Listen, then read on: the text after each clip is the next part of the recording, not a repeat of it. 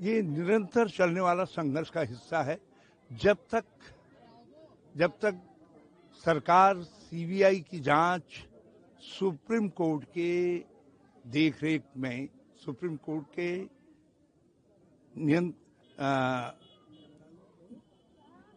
Supreme court के माननीय न्यायाधीश महोदय की देखरेख में, सिटिंग जज महोदय की देखरेख में नहीं करती होता है, तब तक हम मांग करते रहेंगे, तब तक हम संघर्ष करते रहेंगे। क्योंकि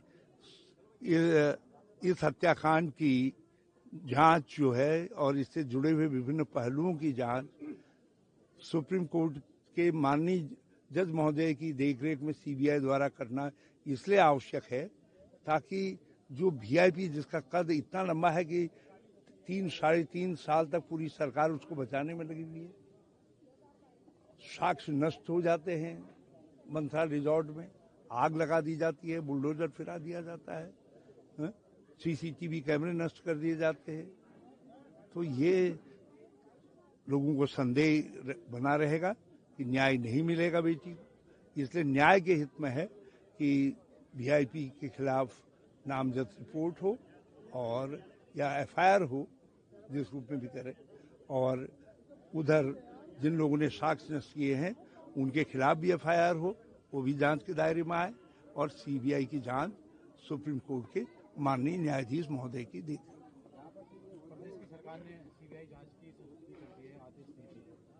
वो तब तक अधूरा है, ये काम अधूरा है।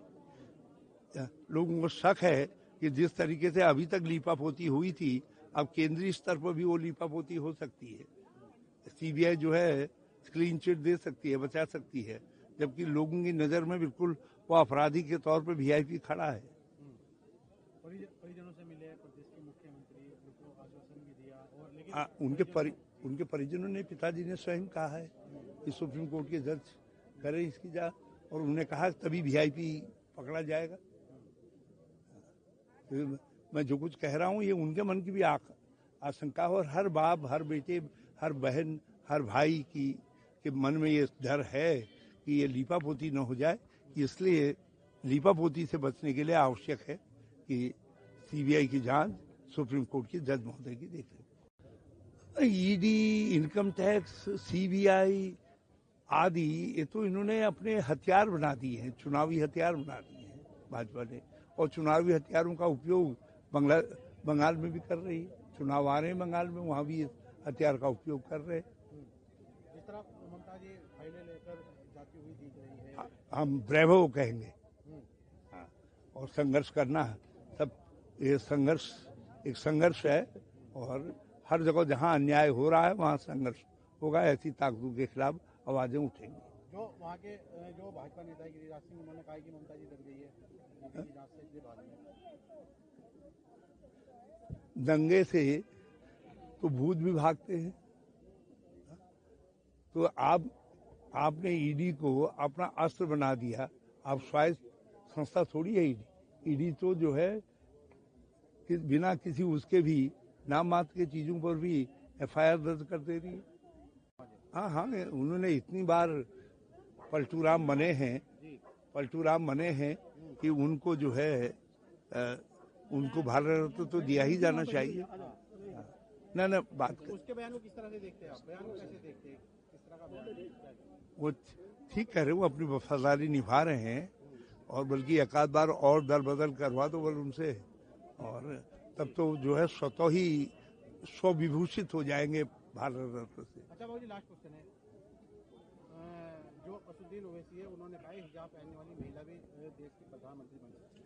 इस देश का कोई भी नागरिक प्रधानमंत्री हो सकता है। हमारा संविधान कहता है भारत का नागरिक होना चाहिए और वयस्क होना चाहिए, और वो देश का प्रधानमंत्री हो सकता है। अच्छा, चाहे वो महिला हो, पुरुष हो, किसी जाति धर्म का हो, किसी विश्वास का हो, प्रत्येक व्यक्ति उसके लिए हकदार है। लेकिन राजनीति भी हो रही है, बयानबाजी हो रही है। मुझे उससे कुछ नहीं, जो आपने जो प्रश्न किया, मैंने कहा हमारे संविधान की स्थिति बिल्कुल स्पष्ट है कि कोई भी भारत का नागरिक जो वयस्क है वो प्रधानमंत्री हो सकता है। अच्छा अखिलेश यादव ने एसआईआर को लेकर बयान दिया है। उन्होंने कहा है कि जो ये वोटर लिस्ट है उसको आधार कार्ड से जोड़ा जाना चाहिए। इसको लेकर हम इसी से मतलब अपील भी करेंगे हाईकोर्ट से। हाँ, इसमें एक बड़ी लड़ाई है। एसआईआर हम प्रारंभ से कह रहे हैं कि ये एक कंप्रोमाइजिंग इलेक्शन कमीशन के हाथ में खतरनाक हथियार है। और इसलिए क्योंकि हम सब जानते हैं कि चुनाव के वक्त में सैकड़ों नाम काट दिए जाते हैं अचानक 2 दिन पहले, और सैकड़ों नाम जोड़ दिए जाते हैं, और ये खेल कई वर्षों से चल रहा है और भाजपा इसी का लाभ उठा रही है। और इस खेल को जो है इलेक्शन कमीशन का संरक्षण है। जो उन्होंने कहा है कि आधार कार्ड को लिंक करना चाहिए वोटर लिस्ट पर, मैंने कहा न कि जो है इसकी एसआईआर की निष्पक्षता पर गंभीर संदेह।